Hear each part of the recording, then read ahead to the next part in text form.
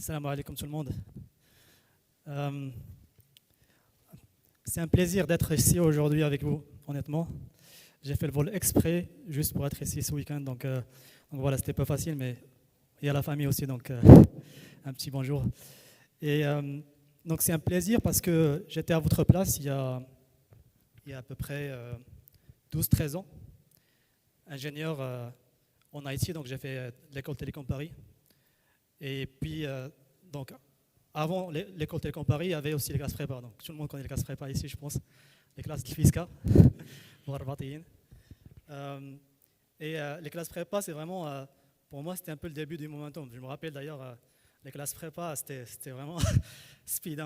Speed, je me rappelle, le Hajj, ici présent, il venait de Ouazzam jusqu'à Rabat. J'ai fait mes études à Moulay Youssef. De Ouazzam jusqu'à Rabat pour ramener le stola de l'hammam, pour sortir un peu de cette galère et ramener un petit peu le hammam. Donc c'était un plaisir. Merci le Hajj. Donc voilà, pour moi c'était vraiment le début du momentum, classe prépa. Puis je suis parti en France, j'ai fait mon école d'ingé là-bas. Et qui parle du momentum parle du mouvement et du changement. Ça c'est clair. On est dans une ère, dans une période de changement qui est assez rapide. On parle de ChatGPT, on parle de Tesla, on parle de tellement de choses. Et vraiment, le nerf de la guerre en business, c'est cette idée de qu'est-ce que je change, où est-ce que je vais du point A à un point B, quels sont les principes derrière, quel est l'objectif et pourquoi j'innove en premier lieu. Donc, je parlais du changement et je rajoute du coup la brique du coup renouveau ou innovation, ce qu'on appelle innovation. C'est un mot qui est assez large et qui m'a fait réfléchir pendant les 3-4 dernières années de ma vie. J'étais focus dessus pour savoir qu'est-ce qu'on veut dire vraiment par innovation. Et donc, bien évidemment, une quête qui a commencé avec l'école d'ingé, quand on fait l'informatique. Donc, génie informatique, on est en plein dedans de cette idée de transformation digitale, un mot qui est assez bien connu par les entreprises, je pense que Société Générale aussi. Mais vraiment, l'idée, c'est qu'on essaie de transformer l'entreprise en utilisant la technologie. Donc ça, c'est ce que tout le monde pratiquement connaît. L'innovation aussi, ça avait commencé avec une expérience de 10 ans dans le domaine du digital, chez des clients internationaux principalement, des clients de diverses industries. C'était principalement de la gestion de projet, du changement. Et puis surtout avec la publication de mon bouquin qui est récemment, il y a 2-3 mois, qui s'appelle The Innovative Animal, ou l'animal novateur. Et donc j'aimerais partager avec vous aujourd'hui 2-3 insights de ce bouquin, parce que voilà, l'idée aujourd'hui de ce TED, c'est vraiment d'innover un peu votre réalité, de vous filer quelques billes pour que vous puissiez bâtir votre propre momentum. Donc c'est un peu ça l'idée.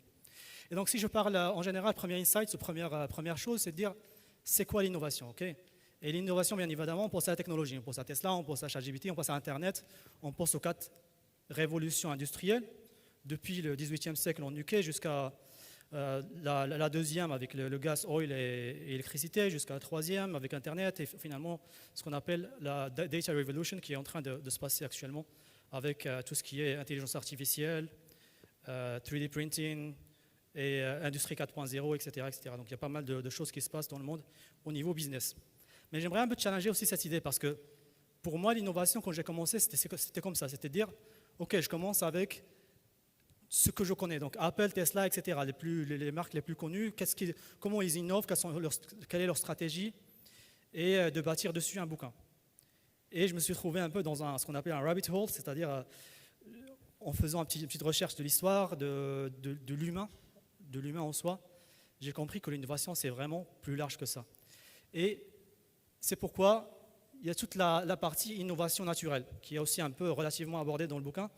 C'est on innove, on crée quelque chose pour atteindre un objectif, pour changer quelque chose dans l'environnement. Et donc typiquement, on peut penser à des exemples comme le lézard, par exemple, qui change sa couleur de peau selon l'environnement, pour s'adapter à l'environnement.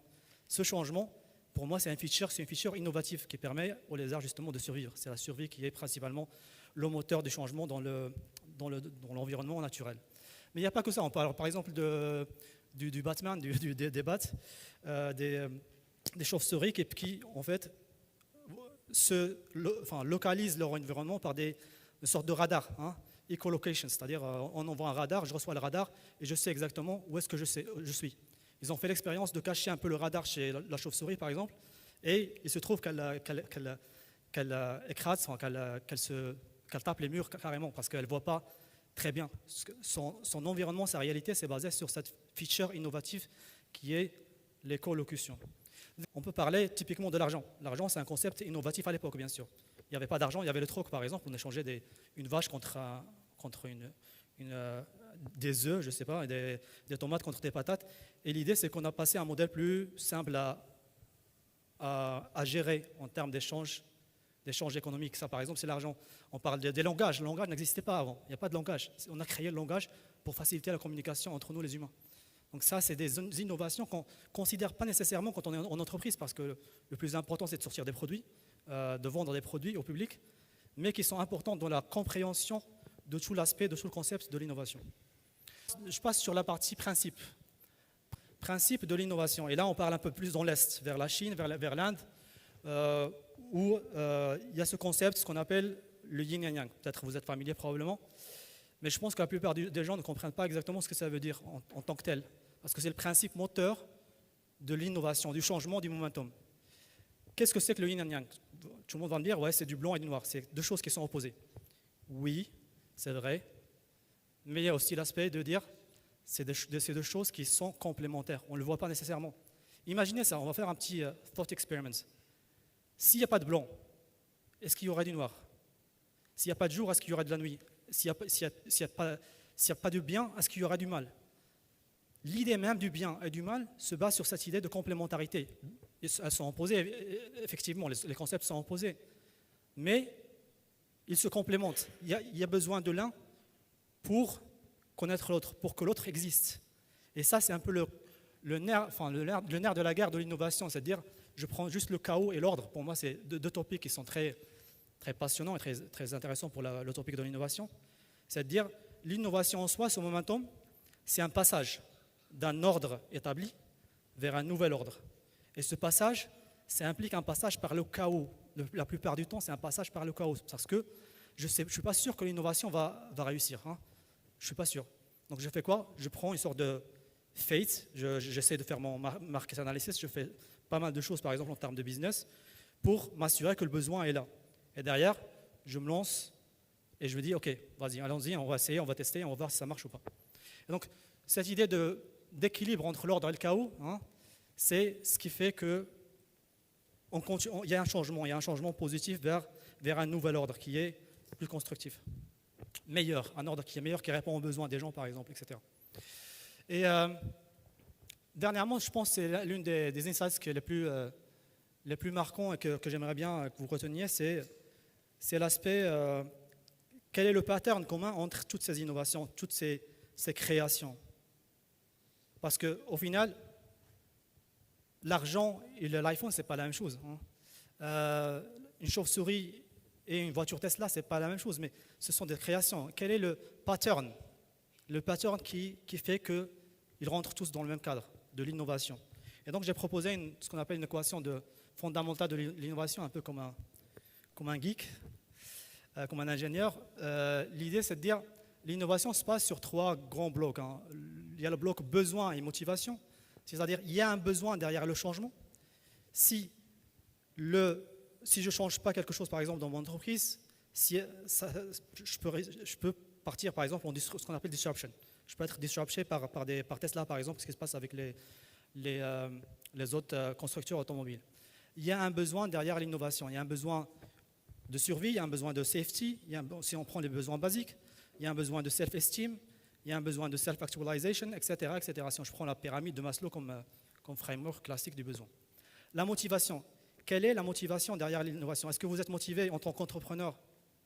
Est-ce que vous êtes motivé juste par l'argent? Ce qui est bien, mais est-ce que c'est assez? Je ne sais pas. Est-ce que vous êtes motivé par une motivation plus interne, ce qu'on appelle une motivation interne, basée sur votre besoin de aider les gens, par exemple, un besoin de s'affirmer, un besoin de suivre sa passion, etc. Donc, ces deux types de choix, de motivation, vont définir le succès de l'innovation, entre parenthèses. Créativité, technologie, ça c'est le processus de l'innovation en soi. je trouve, en tant qu'ingénieur d'ailleurs, hein, j'étais un peu en mode focus sur la technologie. C'est-à-dire, ce qui nous importe les ingénieurs en général, c'est vraiment la partie technologique, c'est de dire comment faire pour créer un objet, par exemple. Quels sont les processus, quelles sont les technologies, quels sont les raw materials, quelles sont les ressources que je vais mettre en place pour créer quelque chose. Mais on ne réfléchit pas nécessairement aux besoins, aux motivations déjà, parce qu'ils sont des prérequis à l'innovation, mais on ne réfléchit pas non plus à la créativité. Est-ce que je suis en train de créer quelque chose qui est out of the box, qui va permettre de résoudre un problème de manière efficace, de manière efficiente, etc., etc. Donc, cette créativité, ce côté artistique, je pense que ça manque chez nous les ingénieurs. J'étais comme ça aussi. Donc, ça, voilà, on est trop carré, on est trop cadré pour définir une solution, mais on n'essaie pas de creuser à gauche, à droite, de voir ce que les gens font, ce que les entreprises font, ce que les autres innovateurs font. Et finalement, il y a la valeur quelle est la valeur derrière l'innovation en termes d'adoption, valeur économique peut-être, quel est le marché par exemple de l'innovation, si je parle en termes business, combien de gens utilisent l'innovation, ça c'est le plus important. Et donc j'aimerais faire un petit exercice pour animer un peu c'est pas toujours simple de passer en premier, une petite pomme, hop. Donc j'aimerais faire un exercice pour voir un autre type d'innovation qui est assez personnel. Okay. J'ai parlé principalement jusqu'à maintenant de l'innovation en business, créer quelque chose de nouveau en business, un processus, un produit, une solution marketing, etc. Ça, c'est de l'innovation en termes business. Et vous avez compris, l'équation, ça marche comme ça. Donc, besoin, motivation, créativité, technologie, valeur, etc. Donc, chaque variable, il faut définir, il faut savoir ce que c'est, il faut cadrer, il faut faire sa recherche avant de se lancer dans une innovation, dans un momentum. Et maintenant, passons à une innovation, ce que j'appelle l'innovation personnelle, qui est pour moi la plus importante que le business. J'étais sur mon parcours depuis 3-4 ans, qui est un parcours de recherche de soi. Donc, j'ai combiné un peu spiritualité avec mon côté business. Et j'aimerais on va faire un exercice. Donc, essayons, juste avec votre doigt, m'indiquer où est-ce qu'elle est la pomme. Donc, si tout le monde peut répondre, ce serait cool. Comme ça, on voit les mains. Très bien, dans la caméra. Donc la plupart, ils disent où? La réponse, elle est là, c'est ça? Plus ou moins. Et maintenant, si on ferme les yeux pendant 3 secondes, 5 secondes, tous s'il vous plaît. On ferme tous les yeux. On fait un exercice de visualisation. On ferme les yeux. Et on essaie d'imaginer la pomme. Cette même pomme, on l'imagine. On l'imagine dans un background, par exemple, noir, avec un petit light qui fait que la pomme, elle est la star dans votre imagination. Vous voyez un peu la chose? Donc, essayez de regarder la pomme pendant 2 secondes en plus dans votre cerveau. Et vous me dites, je vous pose la même question, où est-ce qu'elle est la pomme maintenant? Elle est toujours là. Il y a la moitié qui disent que c'est ici, et la moitié qui disent que c'est là. Okay. Je repose encore la première question maintenant, en prenant en compte cette deuxième question. Où est-ce qu'elle est la pomme réellement? Tous. En tant qu'ingénieur, où est-ce qu'elle est la pomme réellement? Si je veux pousser un peu la réflexion. Est-ce que vous êtes sûr? Elle est où? Exactement. Toute l'idée de la réalité, je reviens au yin et yang. Hein? Il y a un concept, donc blanc, noir, etc., nuit, jour, malheur, bonheur, etc. Il y a cette idée de objet-sujet. Toute la réalité se base sur cette idée de objet-sujet. La pomme, c'est un objet, moi, je suis le sujet. Et c'est comme ça qu'on vit la plupart de notre vie. Donc on voit, moi, je suis à l'extérieur, la pomme à l'extérieur, pardon, et moi, je suis ici. Donc la pomme est là, moi, je suis là. Donc réellement, ce qui se passe, c'est que vous recevez, la pomme n'existe, enfin, la pomme, elle n'est pas là. La pomme, elle est réellement dans votre cerveau. Toute la réalité que vous voyez ici, c'est dans votre cerveau, on est bien d'accord. C'est de l'ingénierie. Je reçois la lumière de la pomme vers mon cerveau, vers mes yeux. Ce qui se passe, c'est que la pomme, elle s'inverse, donc dans mon cerveau, elle est comme ça. Et derrière, mon cerveau, il remplace comme ça. Donc tu vois, réellement, toute la réalité, elle se passe ici. Vous projetez carrément, enfin, je le fais simplement. Il n'y a pas de réalité objective, ça n'existe pas. Il n'y a pas de réalité objective. Toute la réalité est une co-construction entre moi, l'objet, le sujet, pardon, et l'objet. Toute la réalité est une co-construction entre ce qui se passe à l'extérieur et moi. Et donc réellement, le signal n'est qu'un signal. Jusqu'à le point où ça atteint l'œil, le signal n'est qu'un signal. Ça n'a aucun, c'est un signal objectif, c'est du 0 et du 1 en termes geek, en termes IT. Le signal n'a pas de sens, mais ça prend tout son sens ici, dans le cerveau. Vous mettez tout votre sens ici. Pourquoi je dis tout ça? Parce que, tout simplement, j'étais pareil. Je pensais que la réalité existait à l'extérieur, et moi j'étais loin de la réalité. Et donc ça me donnait moins de pouvoir pour changer la réalité. Parce que tout est à l'extérieur. Moi je suis loin. Je peux pas, si je veux changer la réalité, je dois aller en mode forcing, essayer de faire beaucoup d'efforts, de contrôler tout, essayer de contrôler toute la variable. Et au final, on se rend compte, attends, parfois, c'est plus simple de dire que ce que tu vois, le sens que tu donnes à des choses, ça se passe plutôt ici. C'est pas ici. Donc, pour moi, c'est un outil très important dans cette idée de momentum. Une fois que vous êtes en momentum, vous allez vous retrouver dans des difficultés. Des difficultés qui font que vous allez dire, le monde est contre moi, et moi je suis là et je ne peux rien faire. Non, vous pouvez faire parce que tout est ici. Donc si vous êtes créatif, si vous êtes novateur, si vous êtes en mode, si vous changez le sens que vous donnez à la chose, ça devient une autre chose. Donc ça, c'est un exercice que je trouve assez intéressant. C'est la première ici. Et je vais finir avec un petit jeu de yin et yang pour vous montrer un peu cette idée du monde contre moi, l'objet, le sujet. J'appelle au stage Omnia, qui a accepté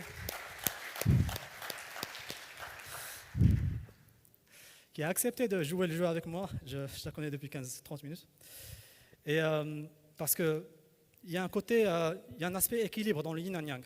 L'aspect équilibre, c'est quoi? C'est de dire, nous, ingénieurs, on est très carrés. Carrés sur la data, sur le processus, sur l'ordre, ce qu'on appelle l'ordre. Et on ne peut pas avoir une vie qui est saine, une vie qui est équilibrée sans cette balance entre l'ordre et le chaos. L'ordre et le chaos. Si on est trop dans le chaos, on est un peu en mode start-up. On est en mode perdu, il y a beaucoup d'incertitudes, beaucoup de problèmes, beaucoup de stress, etc. C'est pas bien. Si on est en mode ordre, on est dans une entreprise qui est très process. C'est-à-dire, tu fais ça, tu ne bouges pas, tu innoves pas, tu ne crées pas, c'est ton job, fais ton job, et c'est tout. Hein. Il faut équilibrer, il faut trouver le bon équilibre avec l'entrepreneuriat, avec prise de risque, la créativité, etc. etc. Donc, j'imagine qu'on y a, on va faire une petite danse. Donc, ce qu'on appelle, j'aime bien la salsa cubaine, donc je vais la mettre sur stage. Je pense que ce serait le premier TEDx avec de la danse dedans. Et l'idée, c'est si Omnia, par exemple, est la vie. Omnia, c'est à l'extérieur, c'est un objet, c'est à l'extérieur de moi. Hein. Moi, je suis sujet. Donc, si j'imagine qu'Omnia, elle est rigide, c'est-à-dire il y a beaucoup d'ordre, on va essayer de danser, ça ne marche pas. Il n'y a pas d'art, c'est pas artistique. On va essayer de faire des trucs comme ça, tu vois. Elle va bouger. C'est pas très cool, tu vois. Il n'y a rien d'artistique. Si on est en mode chaos, c'est un peu du shabi, tu vois. Shabi, et puis on se lâche et on s'écrase l'un contre l'autre, et puis il n'y a pas de beauté, il n'y a pas de. Par contre, s'il y a ce mélange entre le chaos et l'ordre, c'est-à-dire il y a un tempo, ça c'est l'ordre, par exemple de la salsa cubaine, il y a un tempo, et que j'aimerais que vous m'aidiez avec d'ailleurs. Donc ça fait ta ta ta ta ta ta ta ta ta ta